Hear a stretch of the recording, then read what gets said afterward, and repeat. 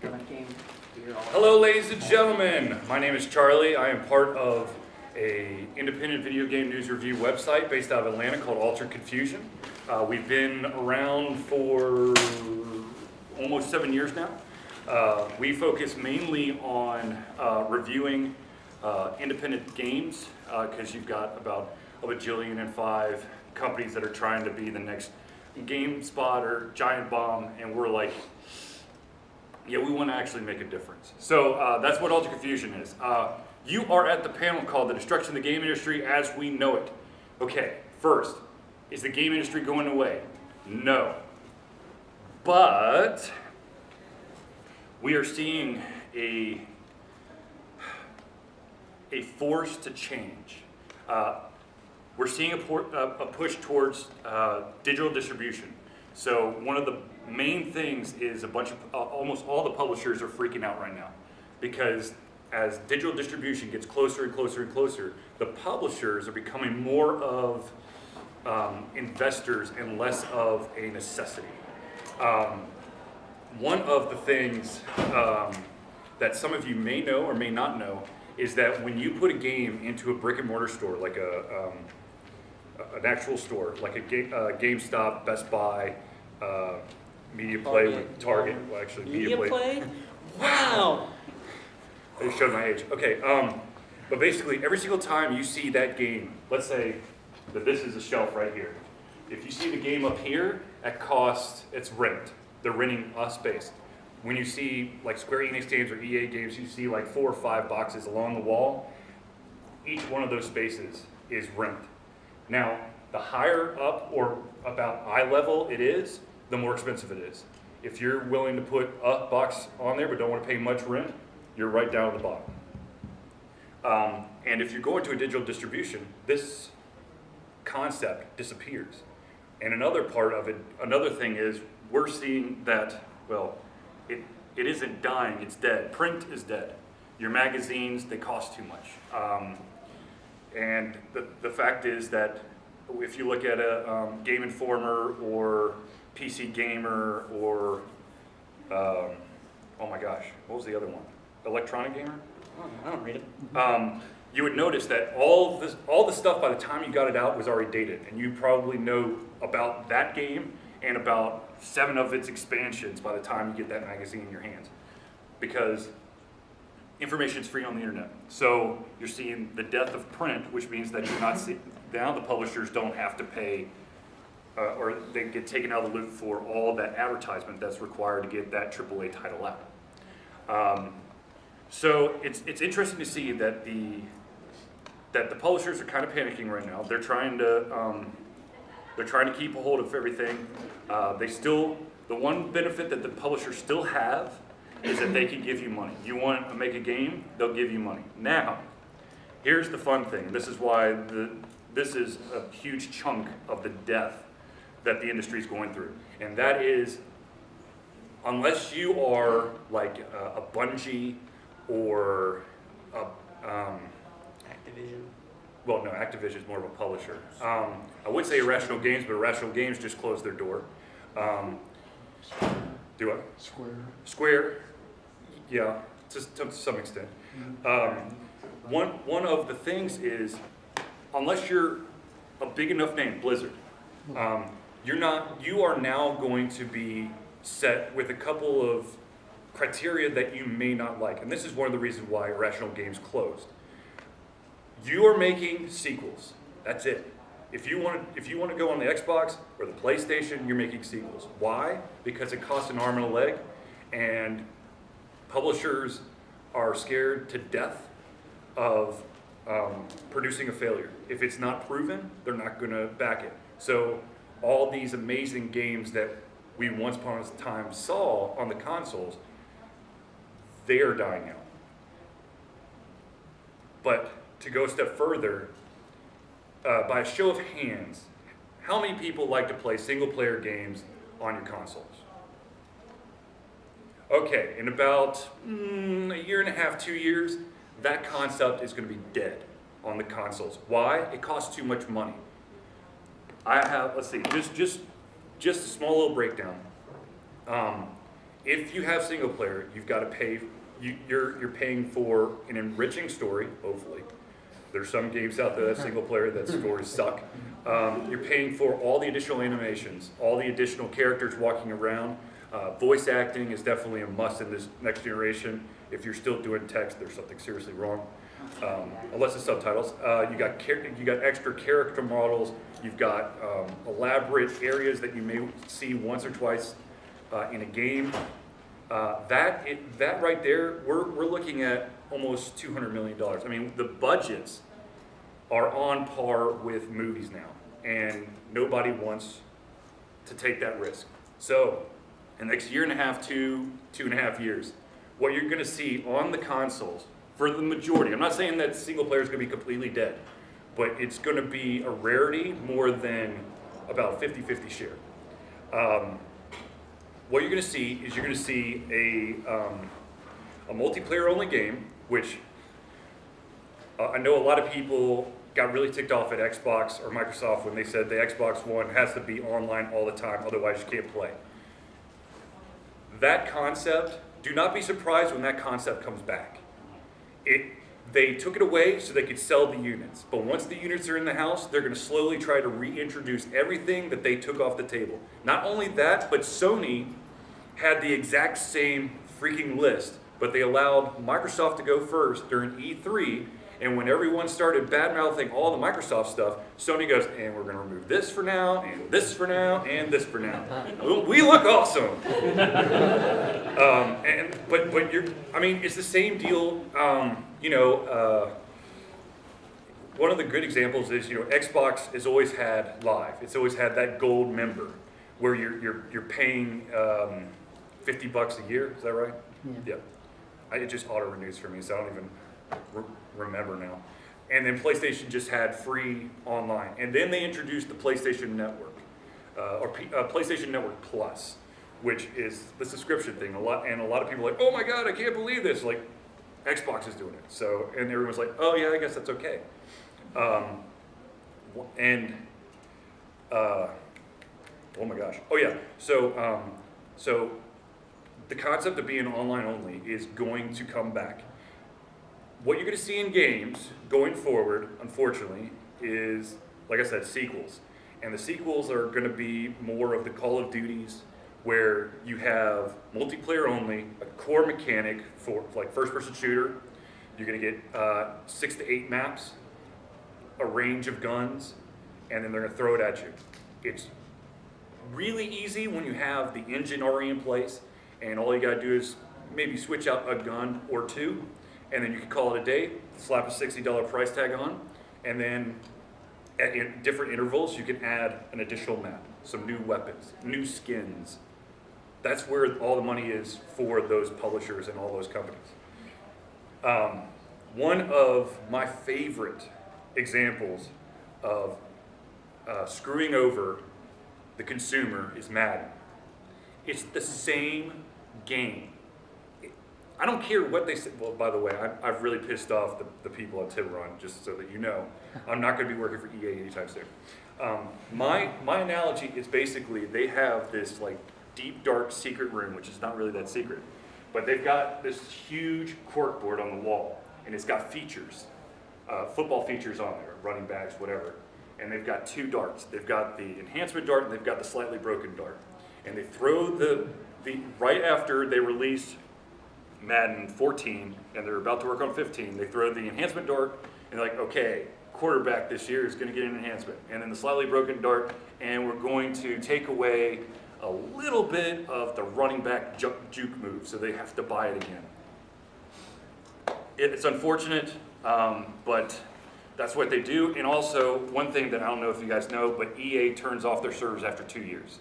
So all these sequels, especially when they're annual sequels like Madden, it's only the previous year and the current year that you're allowed to play online. Then they turn off everything else, which means that you're forced to pay $60. And I would love to see a roster update feature, but that's never going to happen. So if you want to play Madden, which I have not played Madden in a long time, you got to buy the new stuff. Okay, so how do we combat the all these another thing is there's going to be reboots. Games that people have been screaming for a long time, or series that have taken a hiatus, they're going to come back. Again, you're going to see a more multiplayer-centric feel to them. If you notice, there's quite a few single-player games that have always been single-player games. One of my best examples is Tomb Raider, the one that just came out for the Xbox 360 and the PlayStation 3. It has multiplayer. They just oh, and by the way, it's got multiplayer. I've never played it. I don't see any reason to. There's Last of Us. It has multiplayer. I have no desire to play the multiplayer. I mean, I wanted that experience, but that's the thing. They're sneaking multiplayer in there so they can get those a little bit of extra purchases. Assassin's Creed has slowly introduced that over the variations. Now there's more and more multiplayer through that. Right. So how do we combat this? There's a couple ways. You, the consumer, can combat. Well, okay. The Xbox and the PlayStation, they're not going to go away.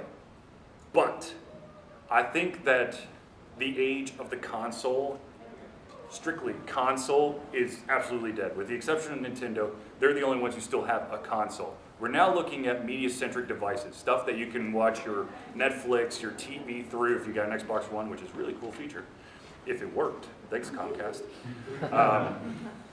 But they want an all-in-one device that does a lot more. You play your Blu-rays. Microsoft had to pay a pretty penny to Sony to allow for Blu-rays.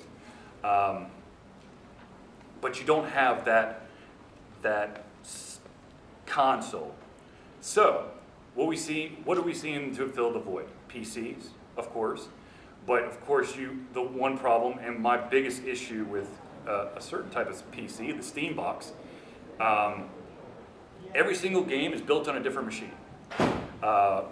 If you're a PC developer, you know that you're building the game on whatever hardware you have. That doesn't mean that your consumers have that exact setup. So there's always going to be issues. So that's why PC games is a hit and miss. Steam box makes no sense to me because it's a freaking PC that is a closed box that you can't update, but you're supposed to play all your Steam games, which isn't physically possible. Another thing that's really sprouted up is the arrival of Android gaming consoles. How many people have heard the Ouya?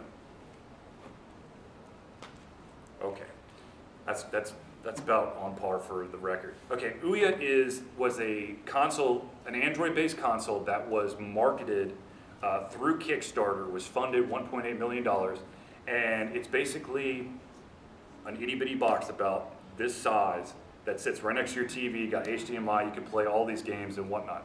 How many have heard of the Game Stick? I think I have. Okay.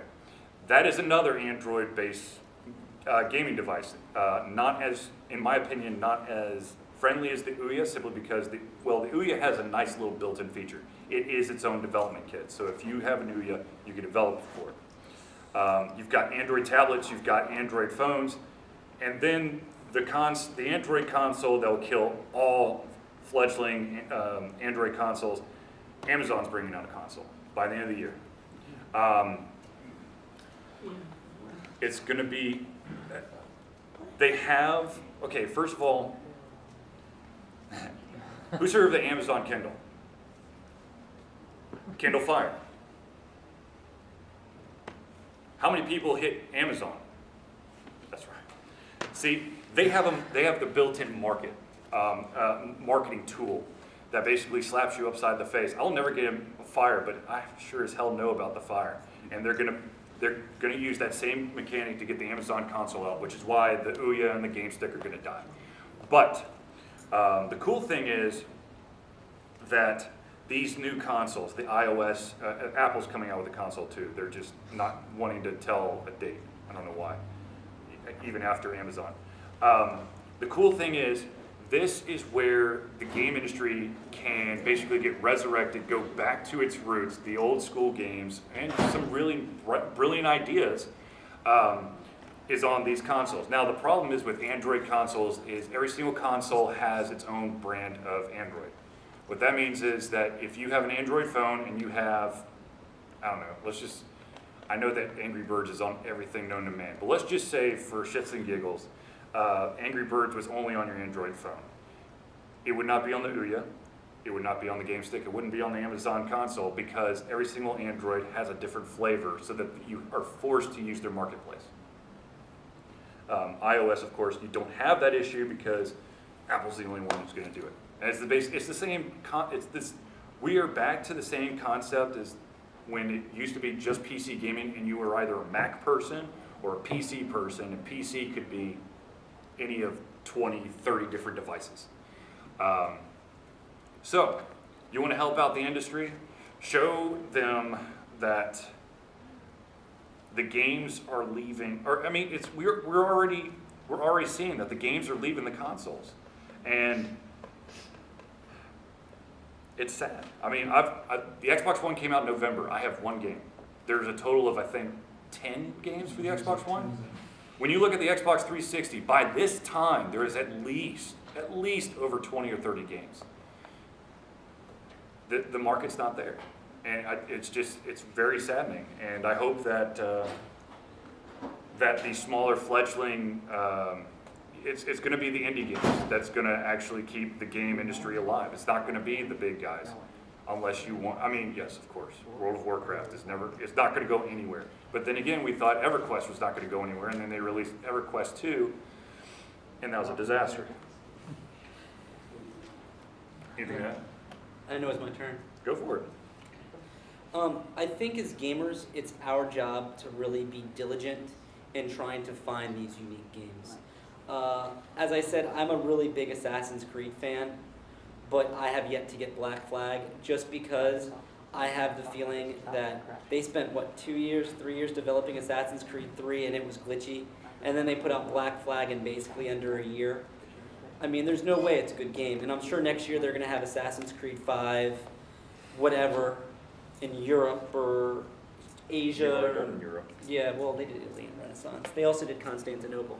But it's our job as gamers to try to find unique games, push things out. And I'm not talking about like Flappy Bird. I'm talking about games like Bastion, which were incredible games, not just story-wise, but musically, like it was an amazing game, and things like that. It's our job to resurrect this game industry. And yes, we might have to do it through our iPads or iPhones or Androids, but the consoles are dying because the consoles want to be more than just a console game. Well, they're not consoles anymore. Yeah, they want to be more than that. They want to be this media center, and that's perfectly fine. I think we actually, there's a market for that. I teach middle school. My 13-year-olds every October are talking about that next Call of Duty, and that's fantastic for them. My 13-year-olds have no taste. That's why they're 13. All right? Don't want to offend anybody. I teach middle school. All right? But that's part of it.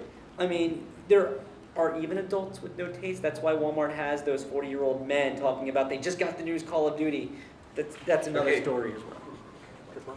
I'm not politically correct, so just leave me alone. But Yes, it's sir. our job. Perfect question. I was curious, the stuff with like Star Citizen, do you think that's been revolutionary, or do you think it's a last hurrah? Okay, public funding, campaigning for funds. Okay, it is a double-edged sword. I love the concept of having the people really dictate what games get made, because that really gives, first of all, it gives everybody a sense of ownership, because then you can turn around and go, I helped make this. The only problem is that, let's say, I'm going to use the Double Fine Adventures example. They set out to make a game for $400,000, and they ended up with $3.5 million. Fantastic. One problem. It's over a year since that Kickstarter ended. This past January, they had spent already all of that $3.5 million, and they didn't even have an alpha. Why?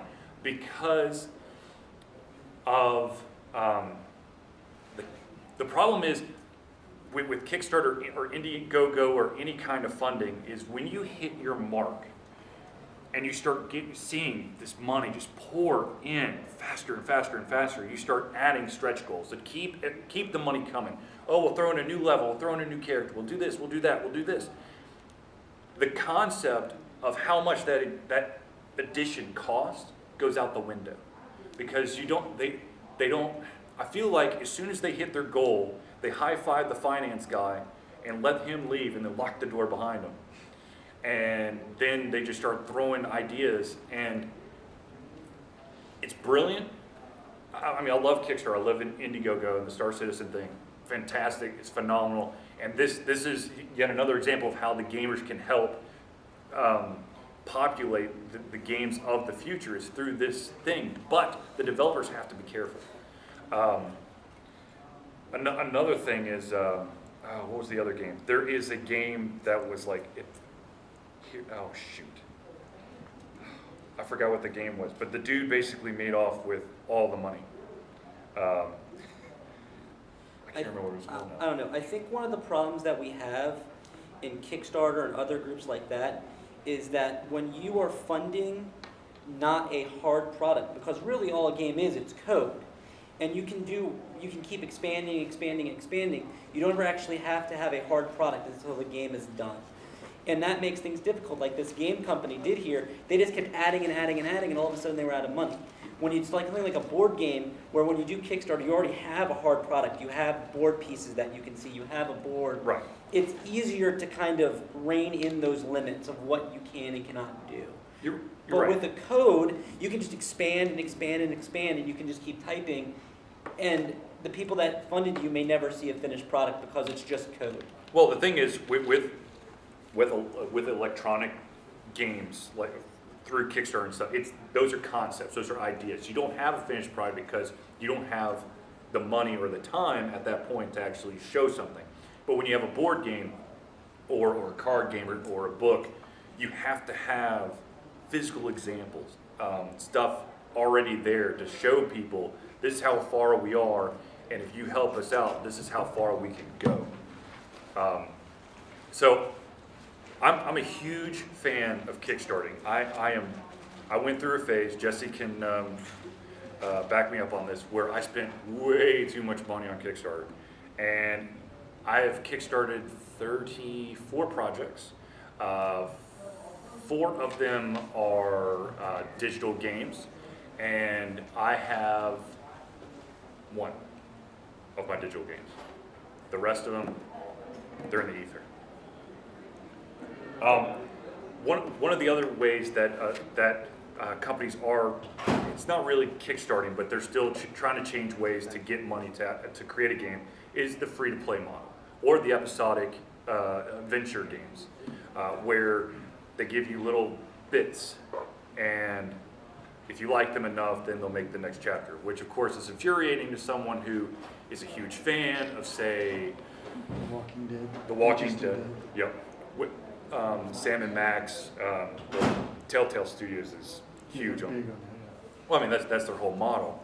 But free to play is another huge avenue to get a game out.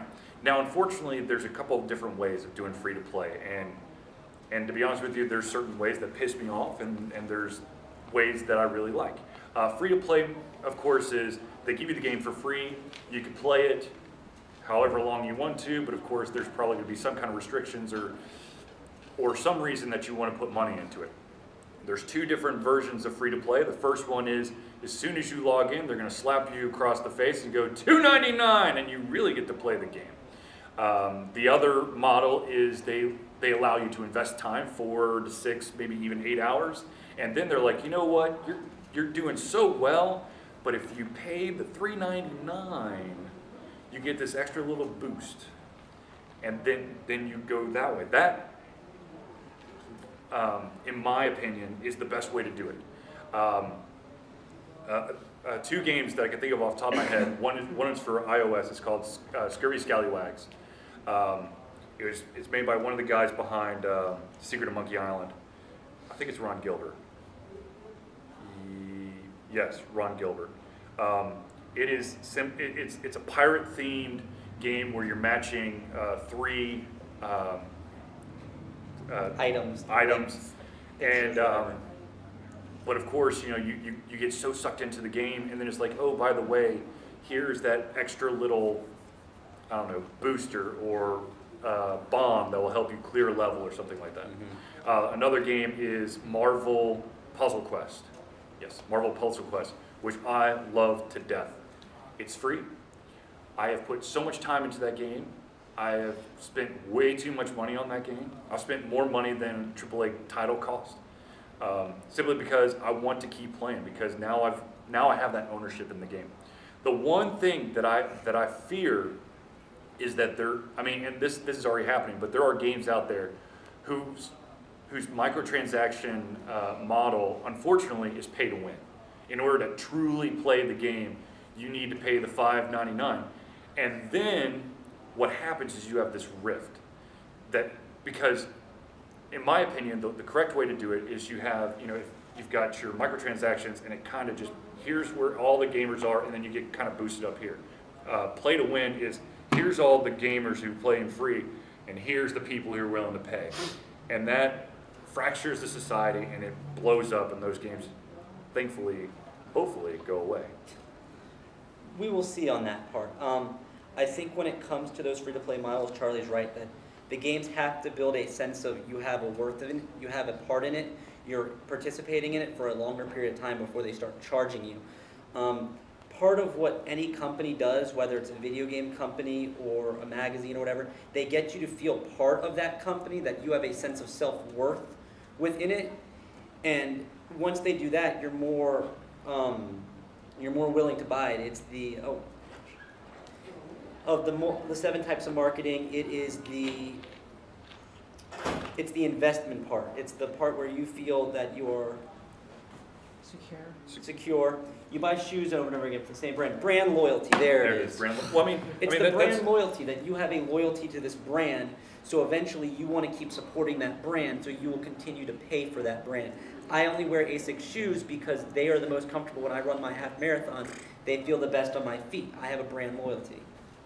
Is that kind of sort of the same with what you're talking about, like Fallout 3? The fact that they came out with that, you play all these hours of the game, and then it's like, oh, well, here's this add-on, you can go up 20 more levels. Here's an add-on, you go to Anchorage, you go to the spaceship, and then within, what was it, barely a year after that, and it's New Vegas. New Vegas. Yep. Oh, and guess what? You like this game? We have 50 add-ons for this too. Okay, so one of the big mechanisms that you're seeing in games, and it's just going to become even more prevalent when companies actually decide to release games on the Xbox One or PlayStation 4, is what's called a la carte gaming. You buy the basic game, and then at your own leisure, you can buy additional maps, additional guns, additional skins, new levels, and of course that, if you do that, you run into one of two things. If you're doing like, oh, you increase your level, here's a brand new area, then if it's a multiplayer only game, then now you fractured your audience, because now only the people who have that edition will be able to play with each other, play against each other. That sounds much better. Mm-hmm. Sorry. But, I mean, I want to say, I cannot remember the name of the game, but there's a fighting game that's out there that basically gives you a roster of 6 characters. And there's additional characters that you can add that are balanced, so it's not like you're paying to buy this super massive guy who's just going to kick everyone's ass. But if you have that loyalty to that one character, whatever, then you can buy it, and then you just incorporate it into your game, but it doesn't fracture the community, because the community can see that character, they just can't play as them. And that's another thing that that's why you're going to see, just like the guns and the skins and the random maps. What about the games that actually come with the content on the game, but I've paid the $60 and it's locked? Okay. And then and then they send out a key that unlocks. I apologize for my brutish language, but that is fucking bullshit. Look, here's the deal. I understand the concept of you want to have that day one content, but if it's on the physical disc, just give it. I own Right. Well, you can thank Bill Gates for this. You don't own it. You own the right to use it. Yeah. I think of that as like the airplane model. Airplanes don't want to charge more for the flight. So once you're on the plane, they'll charge more for the little amenities that you get along with it. You want the blanket or the pillow. It's an extra couple bucks there. I don't want either of those. I know. But the fact is, part of it I think comes from the fact that it's becoming more expensive to make the game, and they're afraid that you're not going to buy it if they start raising it to $70, $80, or $100 a game. So they'll keep it for $60, but then you have to buy the little extra bits and pieces that are already there, but you can't get them just yet. I think of it as like the airplane model. Well, no, I think one of the things that's going to happen, and I know that there's a lot of people who were stomping their feet about this when it was announced, but and it's one of the reasons why Microsoft and Sony's not doing it right now. Everything's going digital. You can kiss going anywhere or ordering on Amazon to get the disc. Goodbye. It's cheaper, and there's less chance to screw up, because on a disc there's a chance there's a flaw, and if there's a big enough flaw on so many discs, then you got to recall them all. It's a mess. So let's just do digital distribution. The consoles are light years behind the PC in digital distribution, and you can thank Steam for that. They have a wonderful way of doing things. They also have a wonderful way of allowing you to access ownership of said games on different computers, which is awesome. And unfortunately, I mean, that's one of the things that you're going to see with the Xbox One. They took it away. Now they're going to slowly bring it back, because there was that ability where you could go onto a friend's console, sign on, and play your game because you have access to it. Oh, that's the other thing. Use games. Digital distribution is definitely going to get rid of that. But I know that Sony and Microsoft right now are saying, you can play used games on our consoles. Yes, they are saying that. But in the fine print, it actually states that the publisher gets to decide how much of the game you can play if it's a used copy. Because they register as soon as you install it or you start playing it, it's registered to your account. So they know that it's been used once. So the next time if it tries to hit another account, the original model was to allow a demo version of the game. So if I had, Assassin's Creed Black Flag, I played it, then I gave it to Jesse. Jesse puts it in his machine, it goes, oh, this one's already been played. Here's the demo version. If you like the full abilities, pay us an additional $40. And so, yeah. I'm not going to do that. No. I mean, that's the model they were thinking about. But because of the fact, I don't know if they'll actually implement it, because I think by the time that they actually get around to it, they're going to be going digital only. I mean, I'll be honest, for me, I have the feeling my gaming days are slowly dying for two reasons. One, You're married. well, that too. Well, so three reasons. One, I'm married. Two, I like games with strong storylines. I could care less about multiplayer online. I just don't care for it. I like to play stories. It's like a good movie or a good book. When it sucks you in, it doesn't matter what's going around you. It's just, that's it. And two, I'm fitting a stereotype, and I apologize. I'm Jewish, and I'm cheap. I don't want to pay all those little extras. When I get a game, I want to get the game. I don't like doing that. And so for people like me, I have the feeling we're slowly going to gain less. It's just part of the business, and it's the way they want to make money. And I think the way they're going to keep going, especially with the AAA titles and doing this, is they're going to suck in the younger crowd, the people that truly just want to play, especially with online gaming with their friends, my 13-year-olds. And the people who have a brand loyalty to things like that, where they are so loyal to it, they don't mind paying the extra bit to help the company or the game out. Well, what do you feel about add-on content then? Like he brought up I'll play Fallout add-on. 3. I'll play that. And if I choose to, and my wife lets me, maybe I'll get the add-on content. See, there's the important part. If my wife lets me. I know my role. I've only been married a couple months. I know my role. But see, that to me, as long as I can get, I would say 90%, 80% of the game where I feel that they gave me the full story, I'm okay. Because most of that add-on content, at least right now, is just extras. It doesn't carry the storyline any further.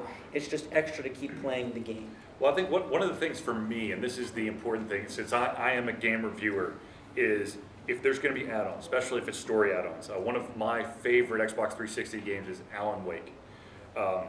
They did a great job of getting out that additional DLC that added to the story. First of all, I think it was like the first one sucked, but that's okay. I bought it because I liked the game enough, but it has to happen right, there's got to be a short time after the game's released that they start releasing content. There's some companies that fall underneath this weird thing of, oh yeah, once this person's got the game, we can release the DLC whenever. Especially for me, since I'm a reviewer, by the time I finish a game, I've already got 10 more games to go. So if you allow me to play 20 other games or 50 other games before that DLC is out, chances are I'm never going back. Because one, I have completely forgot about the control scheme. Two, forgot the story, because I love story as well. And three, I probably don't want to spend the money because I probably have that brand new, shinier looking game that's about to come out about the same time. You had a question? Yeah, kind of like when Grand Theft Auto 5, they had the online thing. Mm-hmm. Everybody had all this money, and then all of a sudden they took it away from PlayStation and Xbox. Mm-hmm. Like I had a buddy of mine, he had like $2 million on online. Not a lot online, but they took it away, and he didn't hack for it. Mm-hmm. He didn't go in, do any glitches or anything. And then they said, well, he sent him an email, said, why'd you do that? Obviously it wasn't like that. Well, they said, well, no, it's okay. You can go in there and buy your money back if you want. Yeah. Yeah, you can buy all that money that you sat there and earned back Right. from us. There. Fake money, you can buy it. Right. Okay, so that is a problem that's becoming more and more prevalent. Is if something exists, and this is the real danger about multiplayer games or MMOs in particular. But if you use real money to buy gold or gems or whatever the special currency is, and you buy an item there, do I get reimbursed? Like, shouldn't I get reimbursed once you take that entire game away from me? No, because you decided to throw all that money into there. Let's say that you put $50 for gold coins for some MMO, and then in 2 weeks they closed it down. Well, you just lost $50. They're not going to bring it back to you. What you're going to see happen is a game's going to get big enough, and then they're going to close, that does that kind of thing and close down. And some lawyer is going to start a class action lawsuit where all those people that lost all their stuff are going to get together and sue the company. Because right now you are seeing that a lot of companies can kind of get away with that, but as it becomes much more popular, you're going to start seeing legal battles in courts to prove what do you own and what do you not own. As your buddy earned all that stuff, you're going to start seeing, does he actually own it? Is it his or is it the company of the game that he's playing? And I really feel that within the next 10 years, you're going to start seeing more legal battles facing the video game industry to decide what do and what do not or what don't people own within a video game on the internet. Kind of like the college athletes versus the EA Sports. Yes. Yes, exactly. And that's why you'll never see another college football game ever again. Yeah. They've shut that down. There's 13, right? No, 14. Yeah. 14 is the last one Mm-hmm. ever. They've already shut down the basketball one, but that's because EA decided that they would be much better off to have a monopoly, and then they screwed the pooch on that one. Competition is awesome, and now they of course had to pay out monopoly for creating a monopoly, and they're not allowed to actually create some of the franchise, NHL I think. Yeah. NHL and arena football they're not allowed to touch for 2 years, which means that they're never coming back. So, Yes, sir. what about Nintendo and the Wii U and 3DS? I'm going to make a bold prediction. I cannot prove this at this point, but this is what's going to happen. That's why it's a prediction. Exactly. Nintendo is going to exit the console market. They don't have, okay, Xbox, yes. The Wii U is still technically, I guess, the last living true console. But they put so many limitations on themselves right off the bat. One, it really is two Wiis duct taped together. Two, they just now decided to do the HD graphics, and it's just, there isn't that game that's going to keep it alive. Now the 3DS, of course, they've got the 2DS, which is really weird looking. And better on your eyes. But yes, and better on your eyes. But the thing is, Nintendo is going to survive in the mobile game marketplace much longer than the console because of one thing. And I see the button right there. It is called Pokemon. Pokemon's going to be the only reason why Nintendo's going to be able to continue to keep their mobile games alive, because you've already, I mean, it's ingrained. It's this. I mean, it's Pokemon, for God's sake. What about the other bastions that Nintendo has? Zelda and Mario. Mario, yeah, I was wondering.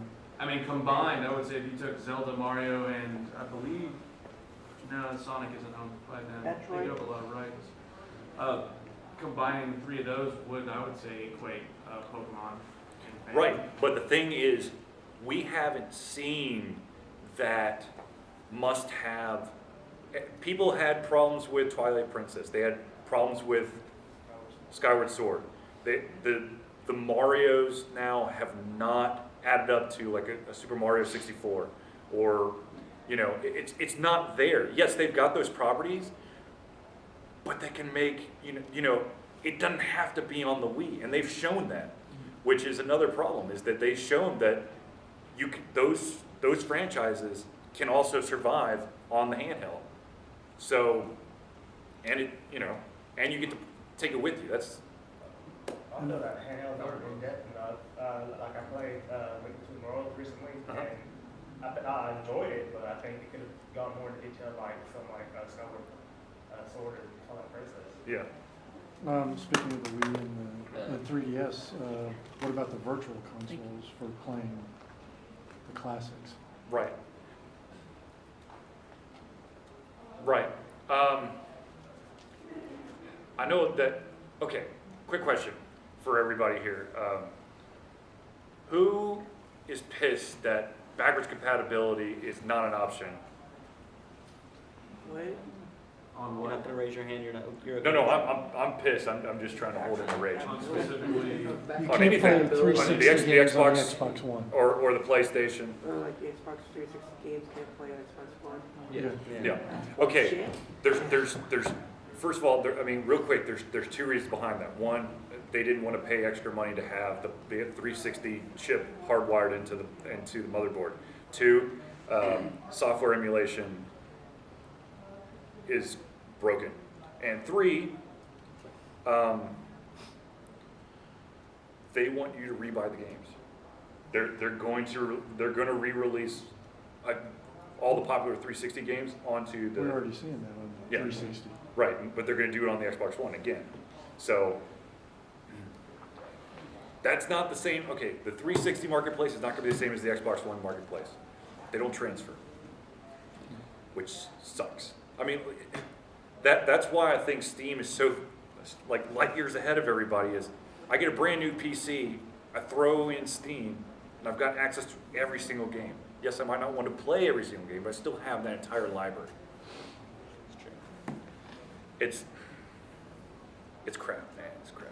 I mean, we got to remember these are money-making corporations, but they become greedy and they become overzealous in the product they put out. Well, I mean, you look at EA. EA used to be like the haven for creativity and innovation, and now it's like, let me show you the same game times 20, but we're going to add one change to it, and we're going to cut $60 to the price tag. And getting back to our title, that is the destruction of the game industry. That creativity is going away, in these big console games. The consoles are going away. Things are changing. We got to focus more on smaller handheld devices, things that where more ingenuity can lie.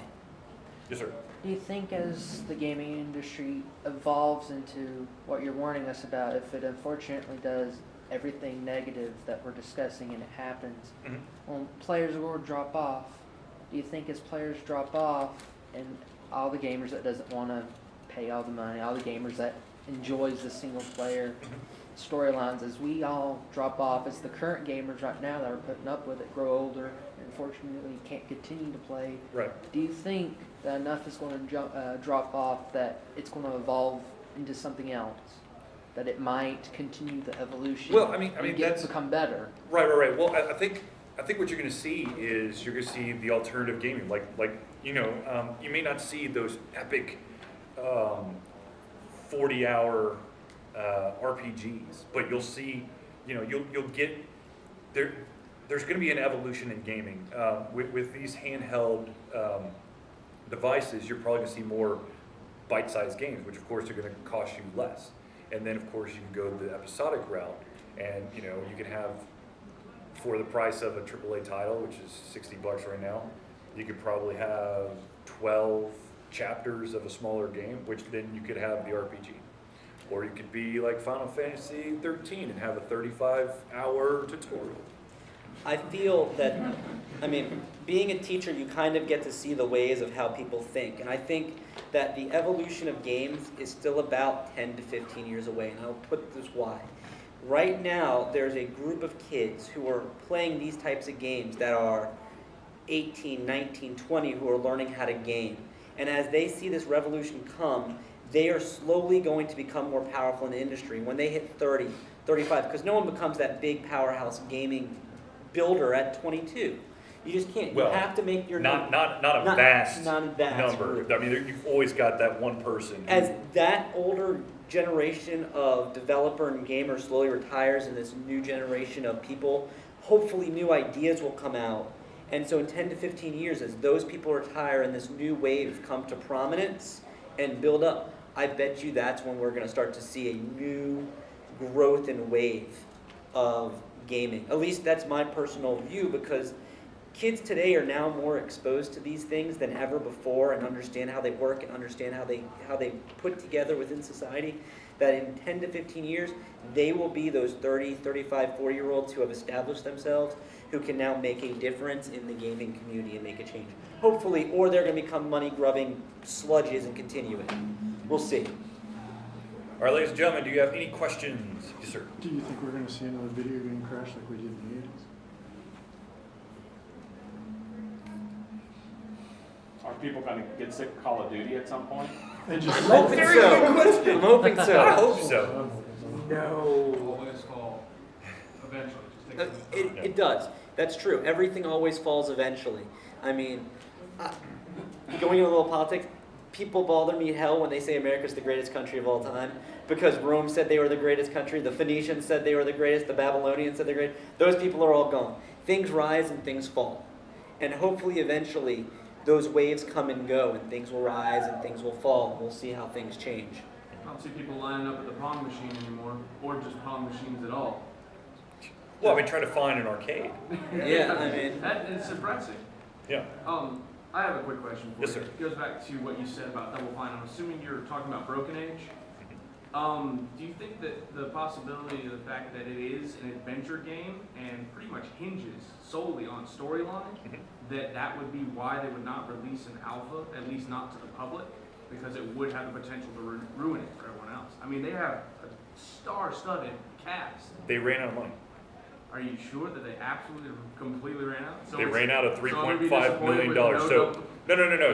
So what they did, and this is both a blessing and a curse. You have this wonderful thing called early access now. When you see a game go into early access, it's because that company has run out of money and they need to have an influx of cash so they can complete the game. That makes sense. I mean, that's what Broken Age is. So yeah, they ran out of money right as they were about to release an alpha. And then of course it was not supposed to be an episodic game either, but now it is. because they're hoping that enough people will buy into it that they can continue to do that. I'm not exactly sure. Like for me, I kickstarted, and I put over $100 into it. So I better see a freaking return. That's all I have to say. But yeah, I personally do not like the. I mean, I don't like the early access where you have to pay for it. That just bugs me because then I already know that you've run out of money, and there's a chance that I've just paid $40, $50 for a game that I may never actually get to really play. And Broken Age is teetering right there. And then of course they also have Massive Chalice, which is their other game, which apparently no money from Massive Chalice will ever go to Broken Age. That's what they keep coming out and saying, but we'll see. Yes, sir. Another thing, games like Minecraft, where they release what was sort of like an early access thing before that really came to be, and then over time, and even still to this day, they keep releasing more and more content. And as they're doing that, people have already bought the game, will continue to play the game, and then things like merchandise, people will buy things like merchandise and so on. You've seen how popular it is. Right. And it probably gets a lot of money from all the merchandising and fame it's had. So why don't more games for consoles and things like that try to do that, where they have one game that they work on over time and the popularity keeps it running? Because there's no guarantee that that popularity doesn't disappear overnight. Minecraft is an amazing game. I cannot play it to save my life. I have like 5,000 pieces of dirt, and I'm still just walking around killing pigs.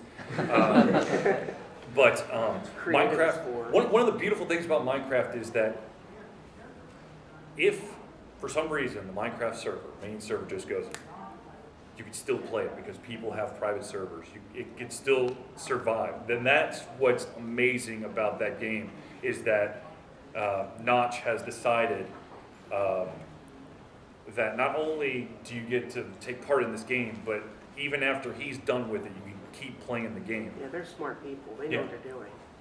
He's brilliant. He started as an independent. Yes, he still is. But now, I mean, he's starting to really gain some traction. Yeah, but he's got more awards than he does employees. Right, exactly. Yeah. Yes, ma'am. Do you think releasing, like, for example, like chapter by chapter, like The Wolf Among Us, will become more popular as companies are trying to figure out which games to release instead of just making sequels? Because it's gonna get tiresome for a while. And so maybe instead of just releasing different, like early stuff, like do you think this is okay? And just focusing on making one little part, seeing the game's popularity and not playing.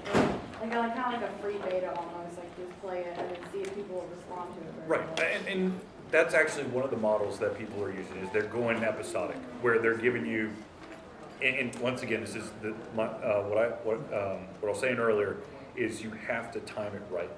I mean, if you're going to do episodic, you don't want to be like, okay, day one, here's the game. Okay, or here's episode 1. Day 2, here's episode 2. You don't want to you don't want to throw too much at them, but at the same time, you don't want to be like, all right, January 1st, here's episode 1. September the 28th, here's episode 2. It's all about timing, and I love episodic games.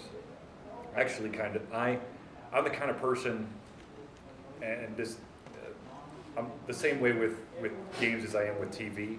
I like to binge on it, so I wait for that, like collectors, the collection, like We just got there for The Walking Dead. right, Walking Dead season 1. There's all the chapters, and I just play right through it. There's a game that I cannot. God dang it! I had the name on the tip of my tongue. Now it's gone, but it was Erica something. But anyways, I don't think that a ton of companies will go the episodic route, but it's definitely an alternative to help keep things moving along. And it is a great tool to gauge the interest in continuing the story. The only problem is that if you're doing an episodic and you have some hardcore fans, but not enough of them to continue, you're probably never going to get those fans to buy another one of your products. So that is one of the risks that you run. Do you think that's Have you the seen what success of Walking Dead is because of the series success? Well, I mean, you have And the tie-in between. right. Well, you got the tie-in to the game, the TV show, and the graphic novel. You know, if it was by itself, I don't know how well it would do. I mean, really, you know.